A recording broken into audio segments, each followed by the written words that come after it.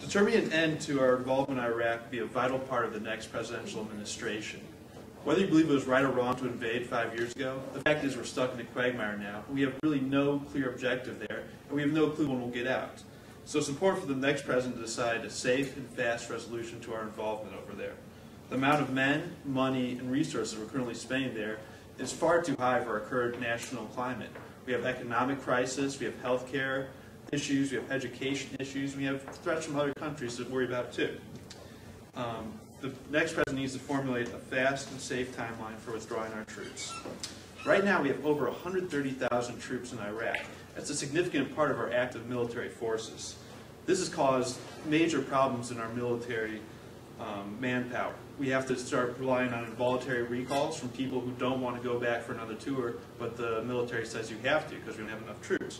And we've also been dipping into the individual ready reserve.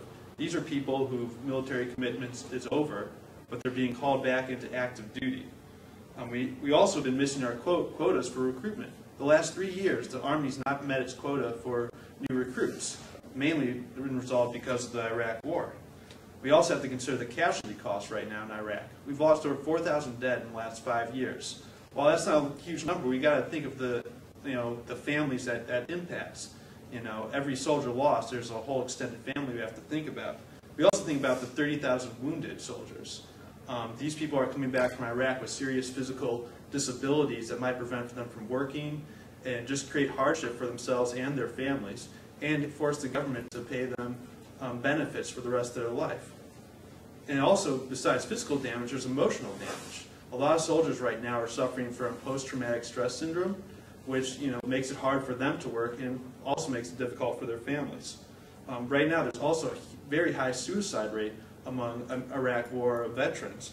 The statistic is 15.6 per 100,000 there's suicides, which is really much higher than any population in the U.S. And besides the troops, we've got to think about the money we're spending over there. The last 5 years, we spent over $600 billion in Iraq. As we continue to stay there, the cost could go into the trillions. So why does this need to be resolved quickly?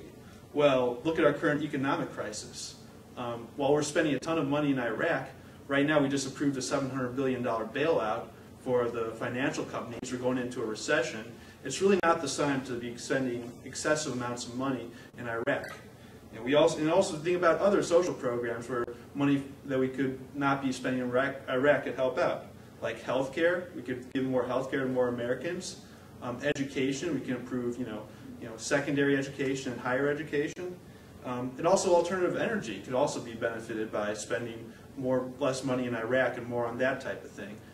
Right now, I think in Iraq, so far in Iraq, we spent more money in Iraq than the entire world spent on developing alternative energy.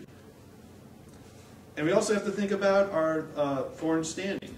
Like right now, Iran and North Korea, hopefully we don't have to do anything militarily there. But if we're overextended in Iraq, we sort of don't have that option. If most of our active troops are in Iraq, it's going to be hard to respond to any threat there. And also just having those troops in reserve, we create a deterrent, not have us be overextended, be a target for these countries, and more to react. And also in Afghanistan right now, we have major troop shortages that's jeopardizing our mission there. Even the Joint Chief of Staff, Michael Mullen, said, due to our involvement in Iraq, we don't have enough troops in Afghanistan right now to do an adequate job. So what the President needs to do is create a clear timeline for our withdrawal.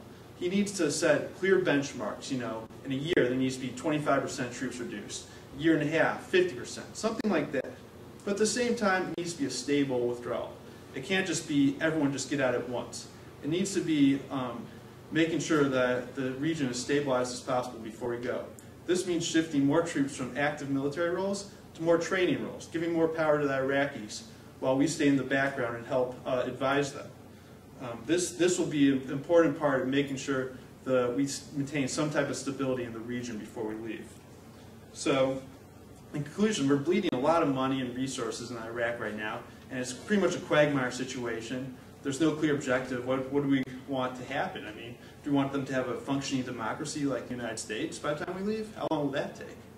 So we have to think about that. And so the next president really needs to say, we need to get our troops back, and we need to work on our own national crisis first before we can really focus overseas.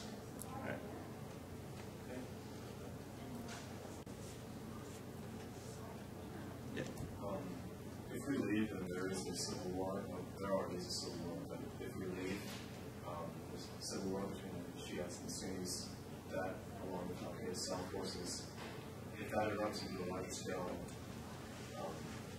that is happening. And U.S. allied forces, do you see the U.S. role at all, the U.S. playing a role in stabilizing the region as well? I mean, not really. I mean, it's like, if there's going to be a civil war, it's just, I think it's a little foolish just to get right in the middle of it. You know, the loss of life is tragic, but at the same time, it's really not our role to